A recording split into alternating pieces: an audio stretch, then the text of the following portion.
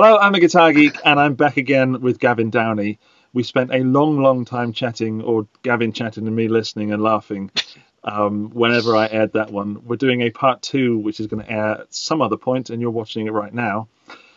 In the first part, we talked about Gavin's sort of past jobs and history of working with live bands, and we had a lot of fun just sort of shooting the can I use the word? Yeah, shit.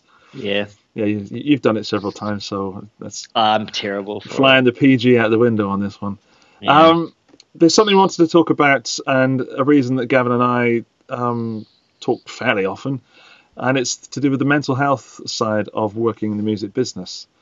I am by far no expert, and I can only talk of my own experiences, and I really don't know the extent of Gavin's experiences, but I think we'd like to share some stuff and just talk it over and see if it can help or affect anybody. And yeah, so that's the music business and mental health. Gavin, you're a big sort of ambassador of good mental health. Locally here, and as much as I can share the word about it around friends and abroad, I try and use it every chance I get. Where it started for me was a few years back. I was in Australia and I was at a venue, and backstage was an A4 form on like the venue notice board, and it was a survey that the Australian government was doing regarding the mental health state of the Australian music industry. And I was like, that's such a random thing. Like, why are they studying how crazy we all are? And I did some more research and I looked into it, and it just something peaked in the back of my head. Now, I can say now I am clinically depressed. Is that the word, clinically? Mentally depressed? I'm a bit crazy. I have been diagnosed with depression for the past maybe year and a half, 2 years.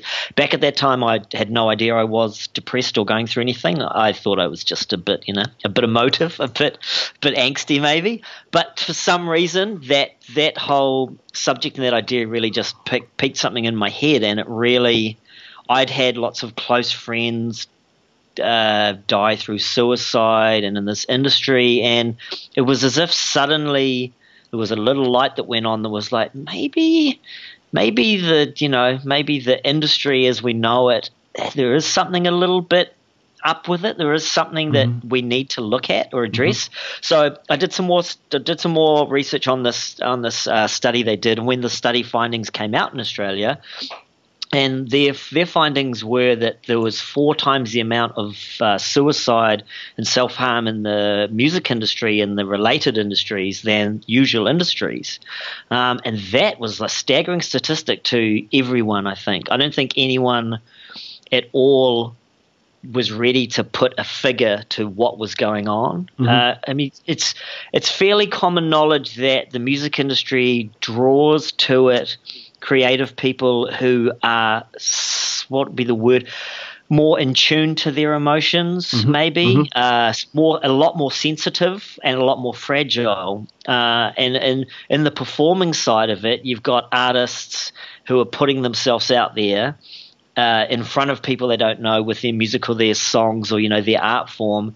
And, you could face anything from, applause to heckling to nowadays internet trolling. You post a video on YouTube and you can have 100 people in an hour share it, make jokes about it, and just tear you to shreds. So there has been a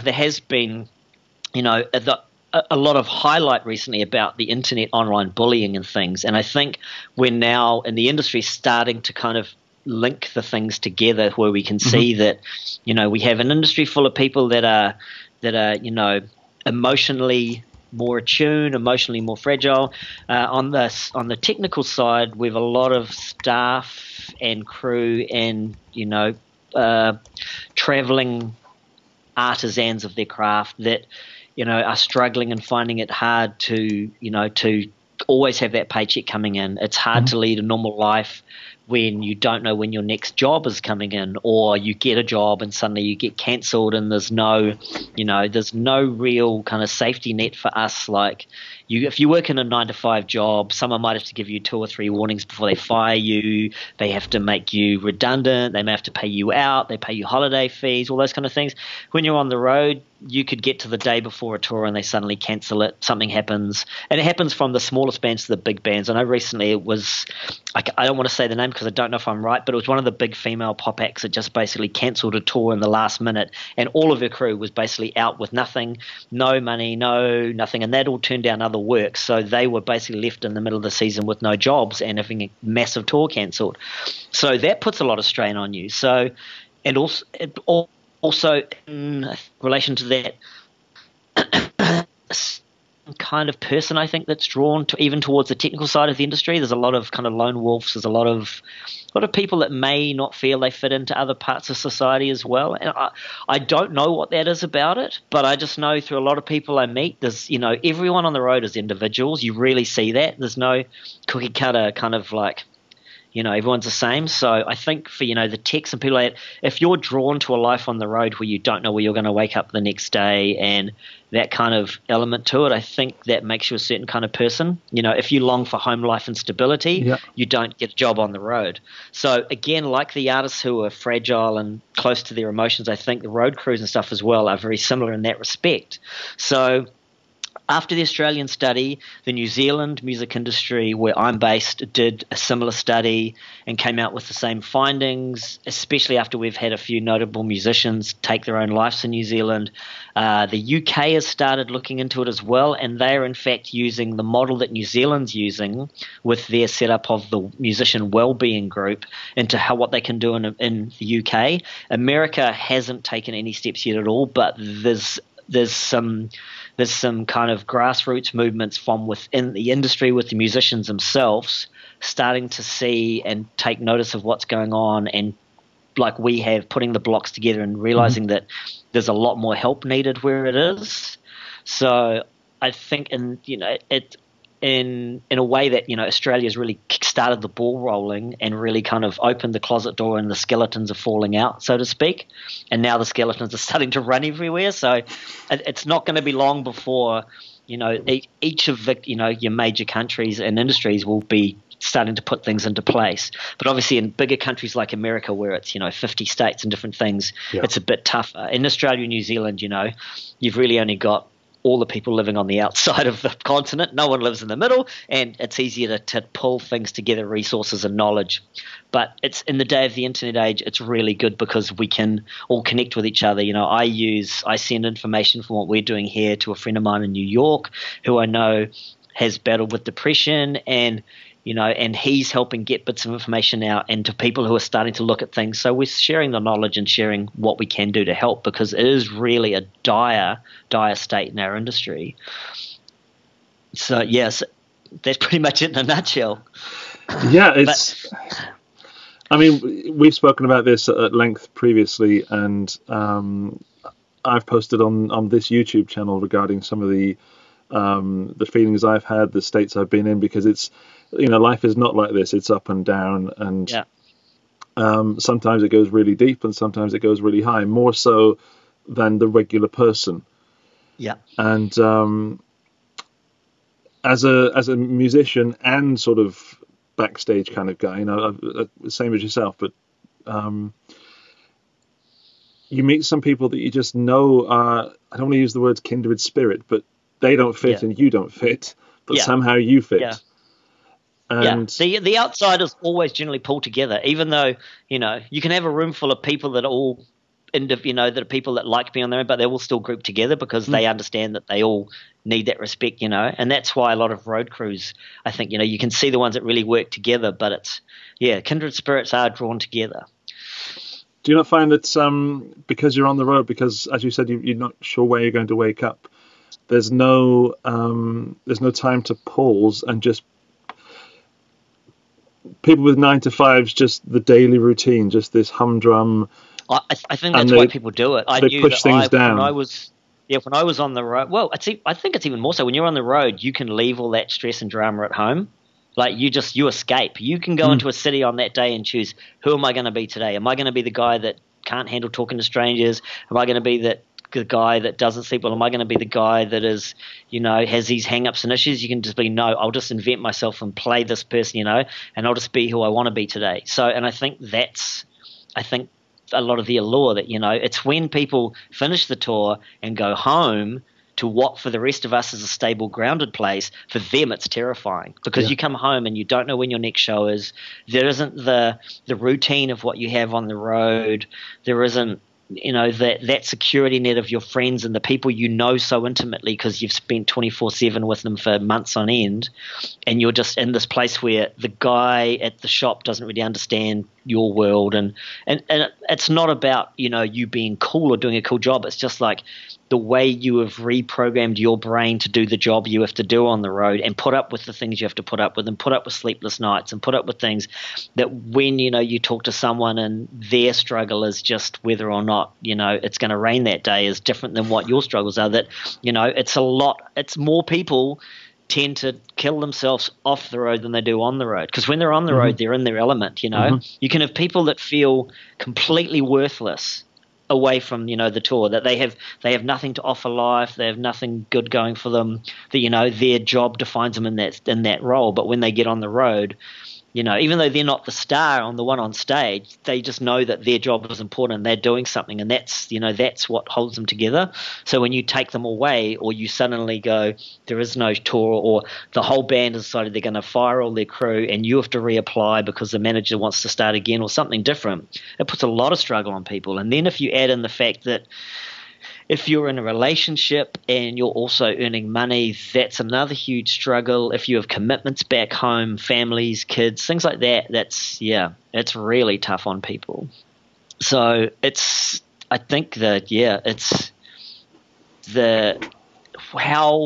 how you see the world once you've done a certain job. I think it's like anything. If you became a policeman or a soldier or anything, your brain gets taken apart a bit, re-blocked together to face certain things. And when you come back and you deal with 9-to-5 life, it's different because you're used to a regiment, a thing, a certain way life is. And that's how I think touring is for people.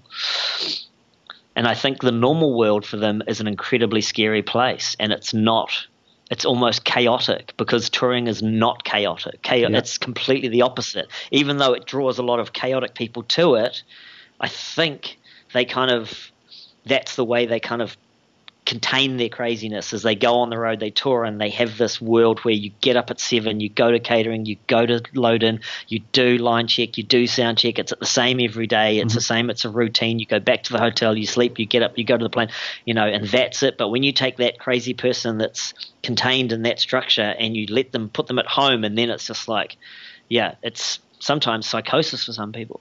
And they just, it becomes incredibly hard. And all the people I talk to that have the hardest times, it's always when they're at home.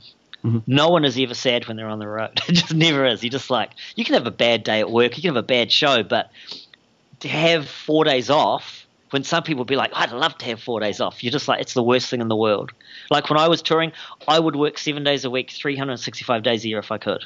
I would rather do that than take 4 days off and go on holiday with my family, because I didn't know how to relax, or my relaxing was going to work. So that was, for me, a different concept. So like now where I've changed to go into this other job, I've had to try and reprogram my brain a certain amount to deal with the 9-to-5 and what people perceive as their importance and priorities in jobs compared to what I was used to. So it's I used to get this thing, I would call it post-gig depression, which again, I've also, the clinically depressed thing is a weird thing to call it. It has a name, but I know it's medically depressed. A doctor said I was depressed and gave me a pill. Exactly. That's what I call it. And I just think it's, the way I look at it is that I'm dealing with something now that I've had for a long time that I wasn't aware of.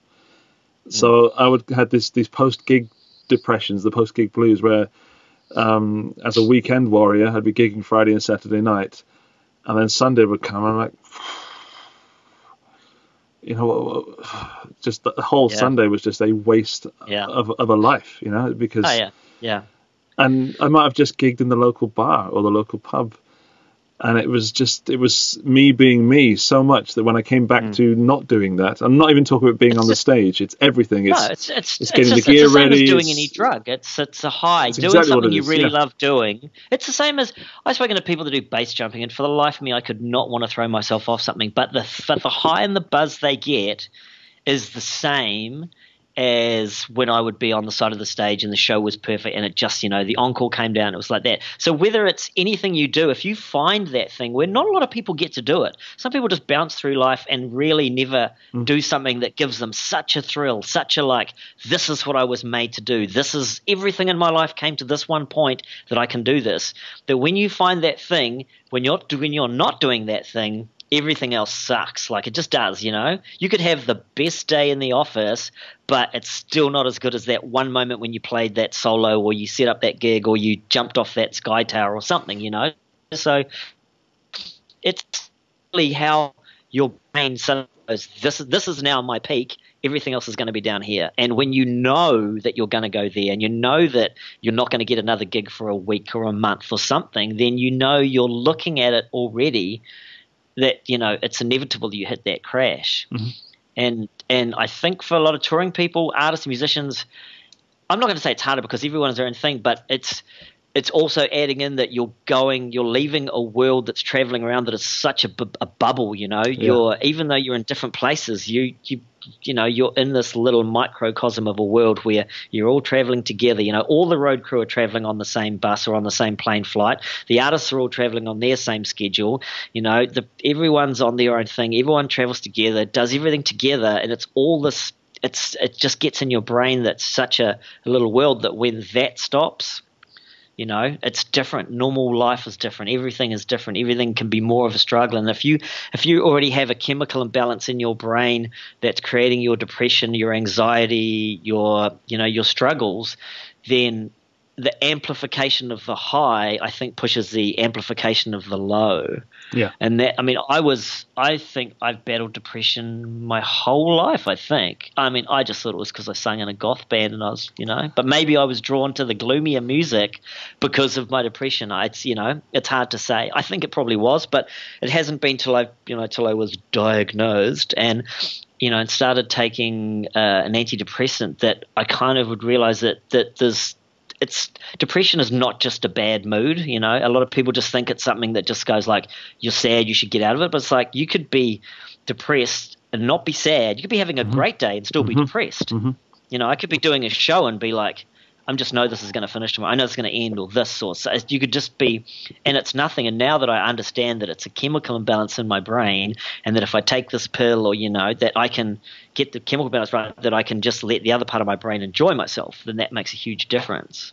So I think that's the difference is when as a person, as a musician, as a guitarist, if you feel you have those struggles with the highs and the lows, and the highs are amazing but the lows are really low, then there's a chance you will have a form of an anxiety or a depression or something in your brain that it's not your personality. It's nothing to do with your personality. It's nothing to do with your upbringing or anything else. It's to do with this part of your brain injects this amount of serotonin at this certain point, and that makes everything in your life seem bad.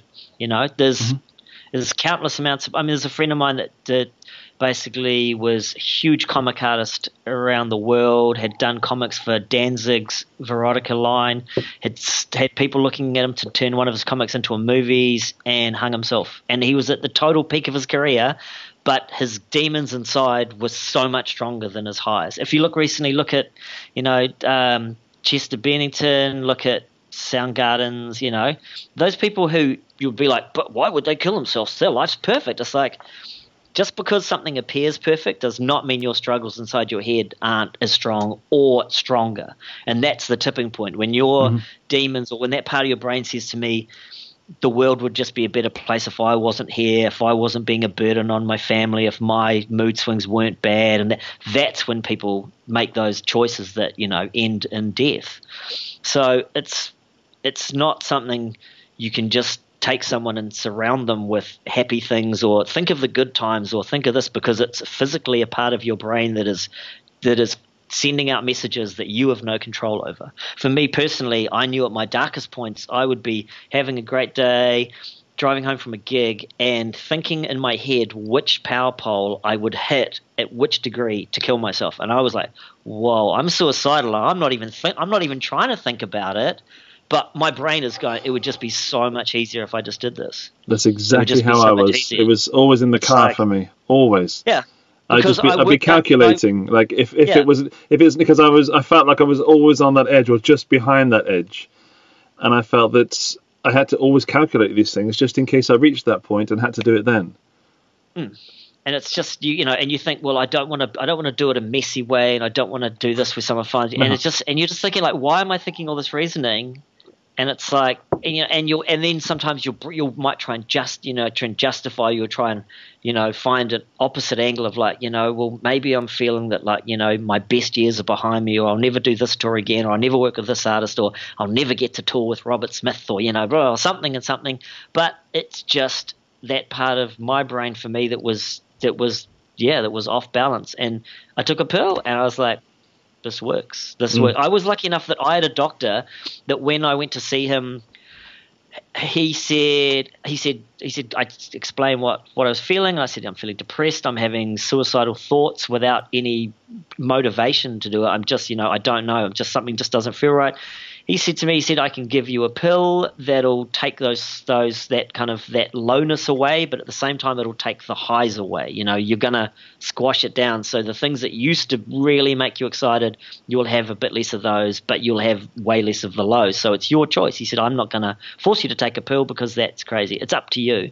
So I thought, well, I'll try it, and it did make a world of difference to me. And as soon as I kind of did that, I suddenly kind of realized that maybe that was a lot of why I was drawn towards my kind of what would be the word, my ambassadoring of the mental health state of the industry, because I think maybe deep down I'd always know that I was just one of those people that I was only 30 seconds away from being another statistic, another number, being like a lot of my friends that had taken their lives without even thinking about it. Because you always think, well, they must have had it so much tougher than me, and they must have really faced something, but sometimes they didn't face anything bad. They had much better lives than me, but their struggle and their demons was just too strong for them to handle. Mm-hmm. And since I've been diagnosed, and I've been talking to friends, and I've had some days where I've been really open up front on Facebook and talked about my struggles. And I've had friends, I don't do it so I expect everyone to comment on it or something, but I've had a lot of friends who've messaged me privately sharing their stories, and I've found there's more people who are battling the same thing and had very close calls than ever before. And I was helping a friend of mine who I was on tour with, who she is bipolar, but she could have an amazing day and perfect, but then she would just want to drown herself. And it would be like, I would go and sit with her and spend the night with her, and I would see firsthand exactly how it is you can be having an amazing day, and in 2 seconds everything is dark, and there's nothing you can kind of do. The doctors would be trying to prescribe pills, but she would be taking a pill for something and another one for something else, and they couldn't give her more of that because it would affect something else. And she was she was in a terrible state, and there was nothing you could do with her. So all I could do is just basically just stay, make sure she didn't do anything crazy, and and you kind of think there's a lot of people out there who are like that, who need someone just to be there, and they're embarrassed because people just say, fucking stop being a wuss, or, just cheer yourself up, or just get out of that slump, and all those things that we've all heard if we've been depressed, whether we've been diagnosed or not. And that's, when talking to you and stuff, and you were talking about setting up this group, and I was like, this is what we need. Like, I don't know of any other guitar group that is a guitar group, but at the same time is quite willing and open and pushes a forum where if people want to bring up their anxieties and depression and struggles, that we'll talk about it. It's an open place to. That's the Facebook group. The group the Facebook group that I started, but certainly don't take the credit for, because there was something that needed to be done, and I thought, well, I'm a big believer in if you can do something, then you have to do it. And it's the kindred spirits thing again. If you start to.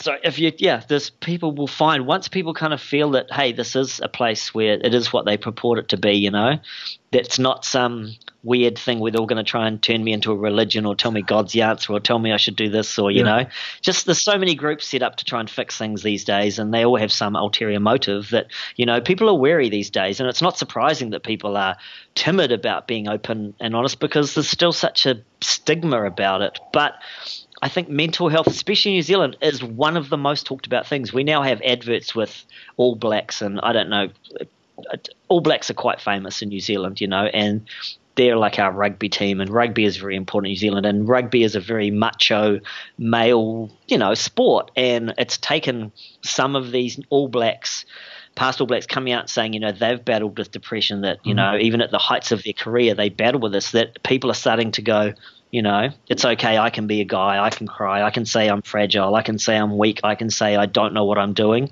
And that's helped. And through that as well, we've now got some websites with musicians doing little vox pop things, little bits to camera talking about their battles with depression. And it's kind of spreading the word, and people are a lot more open to it now. So it's just kind of like the floodgates are opening and more people are doing it. But I can't say that's everywhere else in the world, and I think that's possible. That's got to happen, because until people kind of normalize depression as a medical thing, not a mood thing, which it's always been looked at, then it's not going to be any place that people feel safe to talk about, because it's like anything. I was an alcoholic, and I battled alcoholism, and I've been sober now 7-8 years, and I think I was medicating with alcohol and drugs to a certain point, because that was like anything, it was a way just to kind of numb my brain of it. But it's just there's so many other things that you can see, and it's always a thing in hindsight when you look and you kind of go, yeah, that person that was drinking a lot, well, maybe they weren't just drinking because they were an alcoholic, they were drinking because they were depressed, and they turned into an alcoholic because that was the only way they could kind of feel that sort of safety. Just give me 2 seconds, I got to plug in my laptop, it's just flashing like.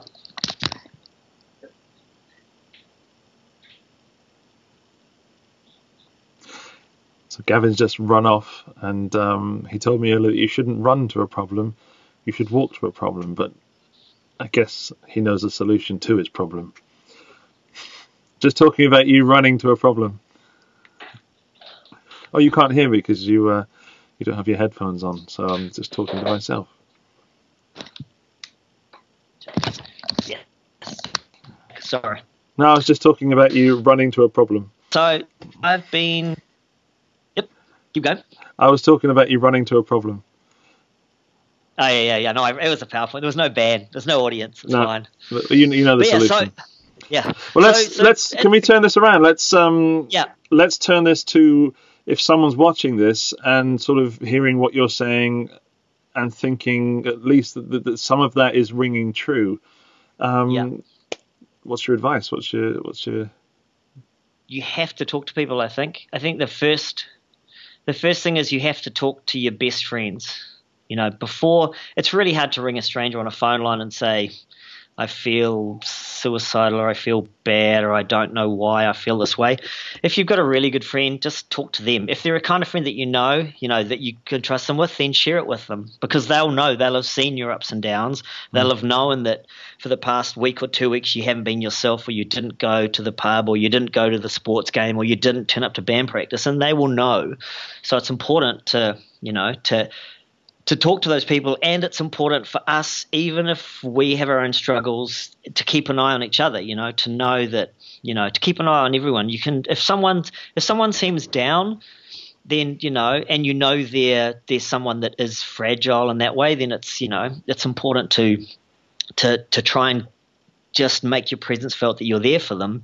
So I think if you're someone that has, that feels very isolated, doesn't have friends, there are really good lines. You can call the Lifeline numbers. There's Good Samaritans, I think. There's pretty much every city, every state has them. There's, if it's a really extreme case, a lot of the mental health boards will have, what do they call them? Like crisis hotlines. Crisis hotlines, yeah. Crisis hotlines and places you can go and stay if you are close to self-harm or something, and it's much better you just, the hardest thing is not battling the depression. I think the hardest thing for some people is making that first step to try and get some help. You can be so used to battling your depression that it's just a day-to-day thing that's become like walking with a stone in your shoe. You just slightly shift your foot. It's a prison, isn't it? It's a box you put yourself in, and breaking out of that box is a hard step. I know from my personal experience, it was, as you've just said, it was the saying that something is wrong. And I remember going to my doctor and just completely losing everything and just a mess, like just a pool of atoms, just nothing human about me. And this poor woman just sat there and waited for me to just kind of humanize it a little bit. Yeah. And it was at that point I felt instantly better. And I don't mean better like, oh, this is a good day, this is a bad day. I felt that there was hope. I felt that there was... I was relieved. And I didn't feel like a burden, because there's all this worry about, what if I open up about being depressed, then this person isn't going to love me anymore, or this person isn't going to be time for me anymore. And as soon as I went from trying to fix it to actually doing something, which was falling apart, this little sort of flame in me grew that knew that it was going to be better. I think it's there's so many good avenues now. There's you can go to a doctor and they can medically look at what's going on. They can prescribe a pill that will, if you're suffering anxiety, if for some reason you could play lots of gigs and now suddenly you get up in front of a crowd and you get anxious and something's happened, then there's ways, if it can be medically treated, you can get these magic happy pills. I take one every day and it makes my day a lot easier to deal with. And there's therapists you can go and talk to, and there's, being able to look back and try and get an understanding of what it is that maybe started the cycle that you're in that you can't get out of. For some people it could be something traumatic that's happened in their life, could be loss of family members, could be, some kind of could be some form of abuse, and that's another whole kind of world of a struggle that is on top of the anxiety and the post effect happening. So it's sometimes you may want to, but you should go and try and find a therapist that you can link in with, that you find is you feel safe with, and talk to them. I also suffered. Well, from post traumatic stress disorder from a incident where someone tried to attack me, or someone did attack me, and that as well, on top of my depression, accumulated in such a kind of a darkness that that was put me to the point where I was having suicidal inclinations, not even thoughts because I wasn't thinking it. But once I'd started speaking to the therapist, it was like you said, it was just like, oh, this is actually someone who's listening. And once I kind of got over that first hurdle of talking to a stranger, it was the best thing, because he was at no point going to tell me the usual thing about how I should just suck it up, or just get on with life, or just buckle down. And it's like he would just be like, okay, well, you get it off your chest, and I'm not going to tell you what to feel or what to think, but together we will try and analyze what's going on and find a way for you to process what you need to do to make sense of it. And that was the best thing that changed my life. It just totally gave me power back to look at my struggles and find a way to put them in the right place, put the things that concern me in the right place, to take steps to change things. So, on one hand, the pills were great, because without the pills, I couldn't face things someday. It was just so dark. Getting out of bed just seemed to struggle. But at the same time, I kind of knew that I had to try and figure out what it was that was just screwing up my head. And we did do different forms of therapy. I did some really good therapy called EMD, which is amazing for if you suffer from post-traumatic stress disorder or any of those kind of things. It's amazing. It's life-changing. But even just sitting down, if it's just a form where you need to talk to someone and just get off your chest with someone to listen, it's important to do that. And and sometimes it's best to talk to someone that at the end of that will be able to give you the right kind of help or put you in the right direction. It's great to talk to your friends. You should do that as well, because they should know the struggle you're going through. But sometimes you will need someone to go, okay, you need to look at this, you need to take this a bit further, you need to process, or we need to look at why this in your life happened, or how we can fix this so we can keep going on in life. Because that's the point. That's the medications will keep things at bay, but it won't take things always away. If you've got an imbalance due to something that's happened to you in your life, a crisis of some sort, then at some point you will need to address that crisis. If you've just got a chemical imbalance where your brain is just fraught to being a little bit, off balance for you compared to other people, then just some, sertraline, Zoloft, clonazepam, things like that will be great, and that'll just keep your life ticking along. But if you do have something that is nagging at the back of your head, then you have to address it, because you can't keep pushing that down, because it'll just creep up on you, and one day while you've pushed it down, it just grows and it grows and it grows. And when it's this big, you can push it down. When it's this big, you can push it down. When it's this big, it's bigger than you, and that's when it takes over. So it's when you become it rather than the other way around. Yeah. And at the worst times, that's when that makes a decision for you that life would be easier for all the people around you, that you aren't there anymore. And that's, and a lot of the suicide notes, that's the same prevalent thing. It's always, life would be easier for everyone if I wasn't here. It's never about, I'm so depressed, I want to kill myself. It's like, I'm trying to do you a favor because I feel such a burden that this shit in my head is ruining people's lives, when it's not really, because you haven't shared that much with them. You just perceive, once depression takes a hold of you, the windows you look through become very murky on this side, and unless you kind of make an effort to kind of clean them from this side, people on the outside can't see in, and they don't know to clean it, in a way. So everything you see changes. Everything that you think is, a certain way totally will not be to the outside people, and what you view as being a struggle, they won't know or they won't see. And you'll think you're a burden, and they will just be like, you've just become distant, or she's become distant, they're not their usual self, but they won't know that the struggle you face every minute. So I think it's really important just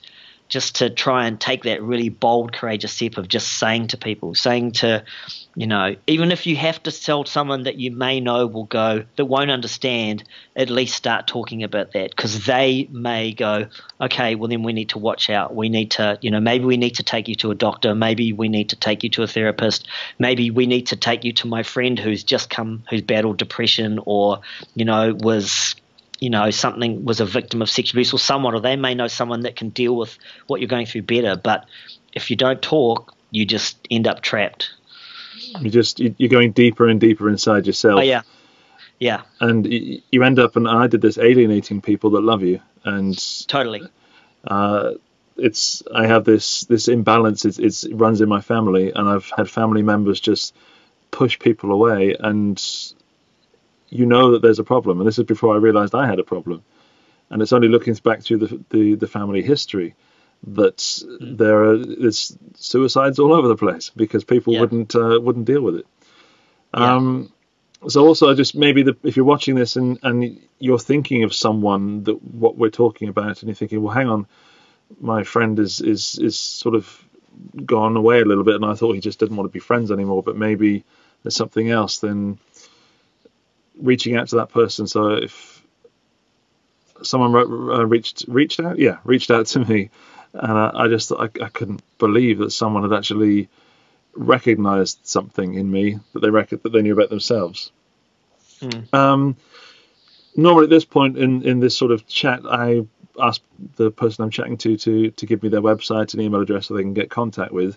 But with you, what I'm going to do is sort of list the local places that people can go. So that's a great idea. Where's in New Zealand? Who is there a website? Is there in New Zealand we have Lifeline, but we also have I'm just going to do a quick search on what it's called, because even if you're from an outside country, a lot of these websites have inbuilt little articles, things in their makeup of things to look for, self-diagnosis tools, little things you can use to look at. So there's no reason that someone in London can't look at the New Zealand Wellbeing page and goes through things and see if there's bits that jump out at them and go, yes, I deal with this. So I'll just find there. While you're doing that, there's one in the UK called the Campaign Against Living Miserably, which is CALM, CALM. this is a fantastic site. It deals mainly with depression in men, but it's not just solely about that. But sadly, in Austria, there's not so much support currently. But I will find something and put it up online. It's probably based in Germany, as most things are here. How you doing? Have you found? I found it. It's quite long. Shall I text it through to you, or shall I? Yeah, you can. You can send it in a message, and I'll put it on screen once I've edited the video. Yeah, I'll do that. I'll send it through, and it'll appear there. I'm going to put it. You've always wanted to do that. Yeah. There, just to give you a quick kind of brief of this site. This site gives you pages. It gives you questions of: do you need help yourself? Are you worried about someone else? Starting the conversation. What is mental health and why it is important?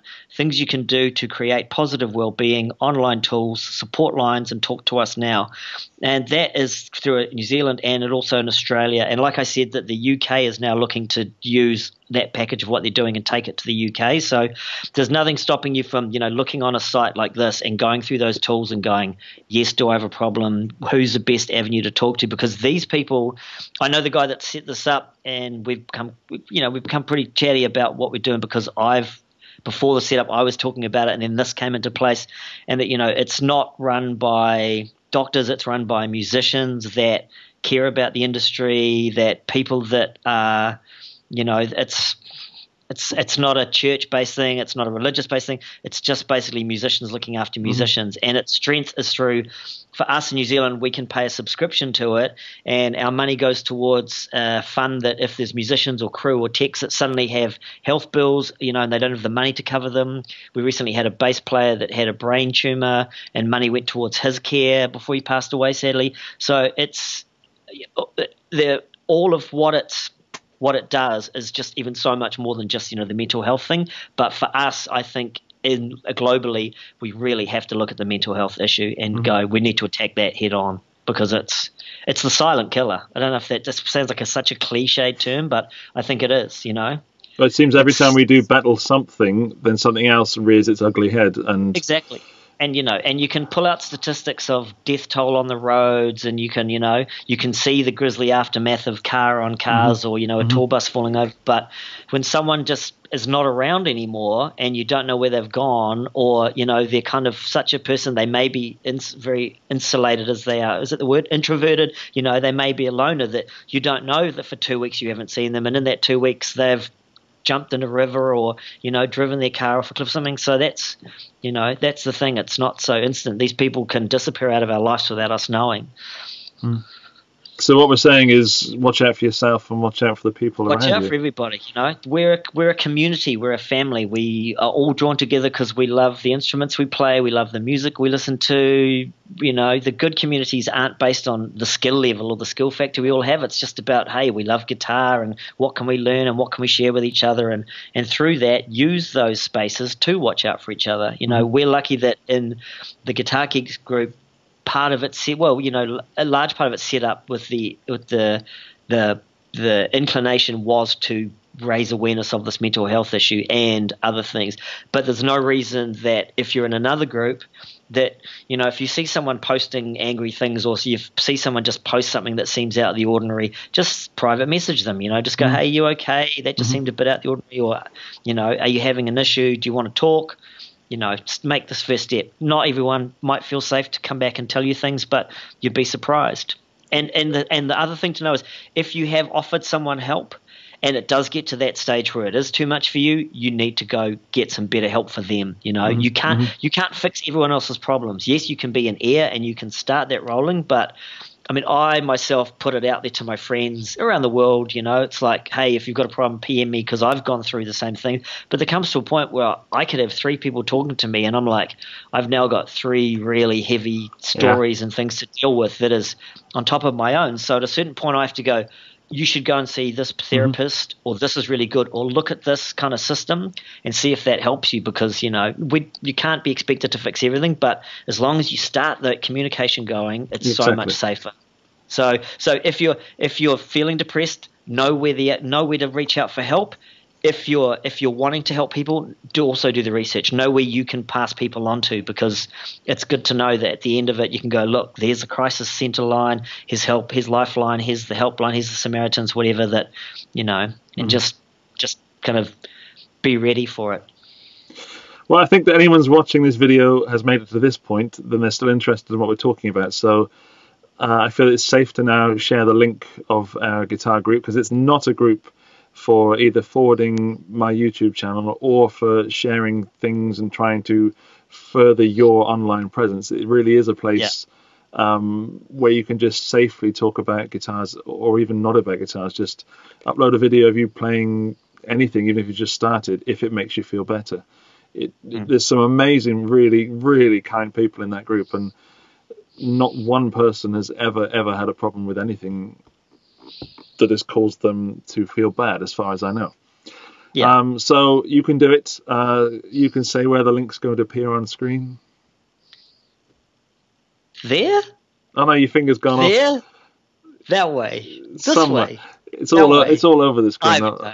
But if you've reached this far in the video and some of this, you can reach out to either one of us. We're both in the group, or I promise anybody in that group will rush to help you out. Mate, it's been wonderful talking to you again. Across the miles. Yeah, it's and the timeline. Yeah, it's really easy, this time zone thing, because we're exactly 12 hours apart. So. Yeah, I know. But are you in the future? I'm in the future. Wow. I'm on, what day is it? Tuesday. It's Tuesday morning, and you're still on Monday night. Oh, on Monday night, man. I can tell you Tuesday's going to be nice. Is it? I can tell you that already. Yeah. Oh, I'm really looking forward to it. I kind of want to get some sleep now. And I should have dressed in one of those, like, that doctor outfit from Back to the Future. Marty! We've got to get back! Okay, mate. Thank you so much. And it's a joy talking to you. And I hope to do it again at some point. And if anyone has any more questions about what I've done, or they've suddenly thought, I really want to know about this or this, just, on those pages, send a message or add another question and I'll answer it succinctly, or as long as it takes me to answer it. But I'll leave a comment on this video, and you can get to Gavin via me if necessary. Cool. So, ladies and gentlemen, that's Gavin Downie, and he's going to say goodbye, and so will I. Speak to you soon. Great talking. Keep rocking, everyone.